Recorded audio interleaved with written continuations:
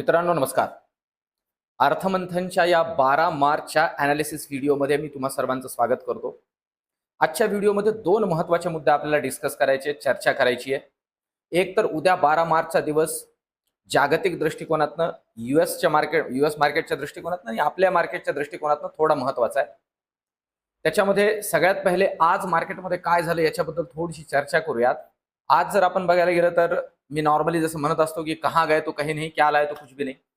आज एकंदरीतच मार्केटमध्ये काय झालं, कारण पहिल्यापासून सकाळपासून आपल्या सगळ्यांच्या बऱ्यापैकी ऑप्शन ट्रेडिंग करणाऱ्या बऱ्याचशा मंडळींच्या डोक्यामध्ये एक गोष्ट चाललेली होती की परवाच्या दिवशी काल रात्री अमेरिकन मार्केट बऱ्यापैकी आपटलं. म्हणजे मी जसं थंबनेलमध्ये लिहिलं की तिकडे तर हाहाकार झाला आणि आपलं तर आपल्याच मस्तीमध्ये आपलं बाजार होतं. बेसिकली काय झालं नेमकं, आज मार्केटने या पद्धतीनं होल्ड का केलं, तर मी तुम्हाला काही गोष्टी सांगतो मित्रांनो. हे जे डेरिव्हेटिव्ह सेगमेंट आहे ना, ह्याला बऱ्यापैकी मॅनिप्युलेट केलं जातं. तसं पाहायला गेलं तर आज इंडसइंड बँकेच्या न्यूजमुळे बँक निफ्टीची बऱ्यापैकी वाट लागलेली होती, पण निफ्टीला काही प्रमाणामध्ये होल्ड ठेवण्यात आलं. आता उद्याच्या दृष्टिकोनातनं आपल्याला काही गोष्टी लक्षात ठेवायच्यात, कारण उद्याचा दिवस जो आहे ना, तो मार्केटची दिशा ठरवणारा दिवस असू शकतो.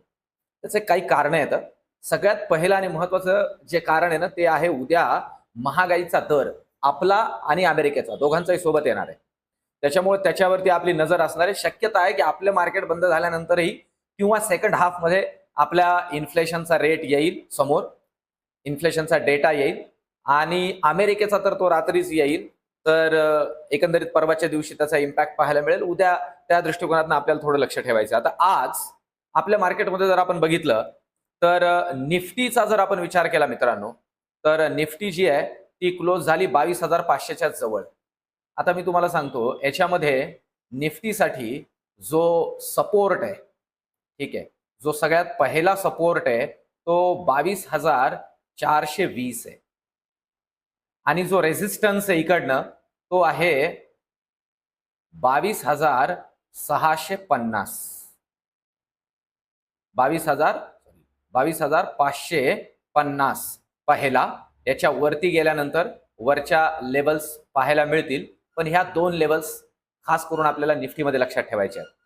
या व्यतिरिक्त जर आपण मिड कॅप 100चा विचार केला ना मित्रांनो, तर आज रिकव्हरी आली मिड कॅपमध्ये.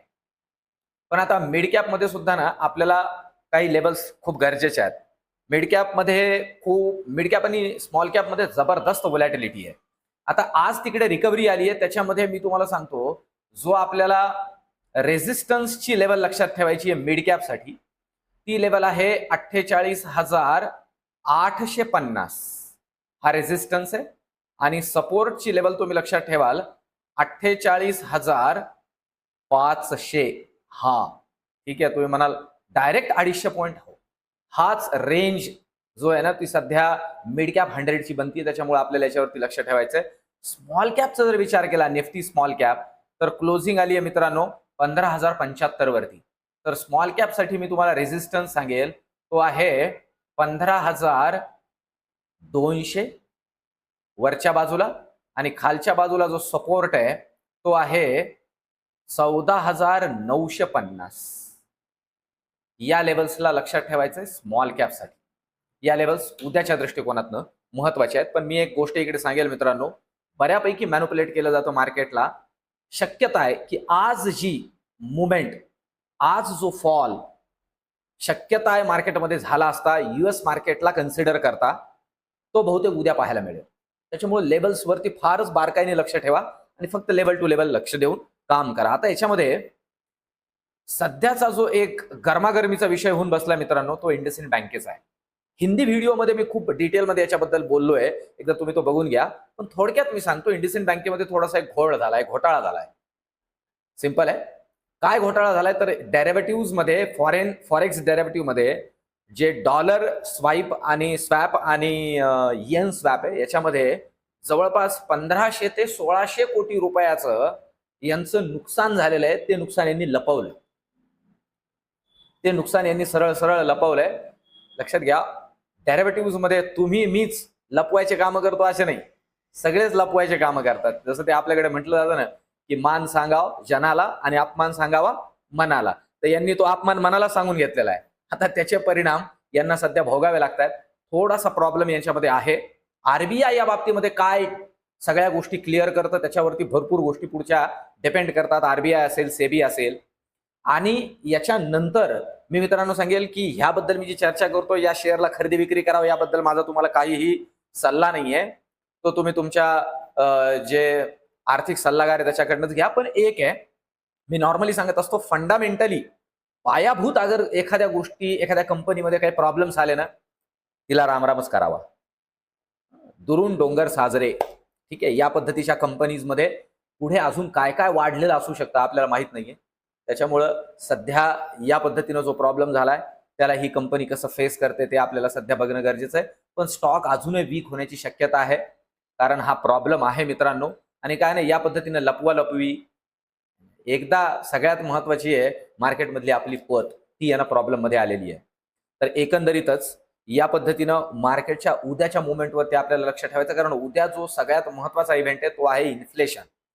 तर इन्फ्लेशनचा डेटा मार्केटच्या टायमिंगमध्ये आला तर त्याचा इम्पॅक्ट आपल्याला दिसणारच आहे, आणि जर नंतर आला तर उद्या त्याचा इम्पॅक्ट आपल्याला दिसेल. आता तुर्तास जर आपण विचार केलं तर FIIsनी, मी आज बोललो, FIIsचा डेटा मित्रांनो आपल्याला कंटिन्युअसली अत्यंत महत्वाचा आहे, आणि त्याचा इम्पॅक्ट जो आहे तो आपल्या मार्केटवरती आपल्याला दिसत राहणार आहे. आजच्या FIIच्या डेटावरती थोडंसं लक्ष आपल्याला ठेवायचं आहे. अजून तो माझ्याकडे इकडे अपडेट झालेला नाहीये, पण तो डेटा प्रोबॅबिलिटी FIIने विक्रीच केलेली असावी, तर त्याच्यावरती आपल्याला लक्ष ठेवायचं आहे. एकंदरीतच लेव्हल्सला लक्षात ठेवूनच काम करणं गरजेचं आहे डेरिव्हेटिव्ह सेगमेंटमध्ये.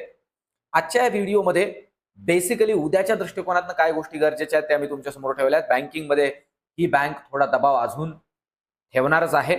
ओव्हरऑल आजचा व्हिडिओ, याच्यामध्ये ज्या काही गोष्टी मी तुमच्यासमोर मांडल्या तुम्हाला कशा वाटल्या त्या मला जरूर से जरूर तुम्ही या व्हिडिओला कमेंट करून सांगा. आणि थोडं वेगळ्या पद्धतीनं स्मॉल कॅप, मिड कॅप आणि निफ्टी या दृष्टिकोनातून मी तुमच्यासमोर मांडण्याचा प्रयत्न करतोय, तर तोही तुम्हाला कसा वाटतोय तो मला सांगा.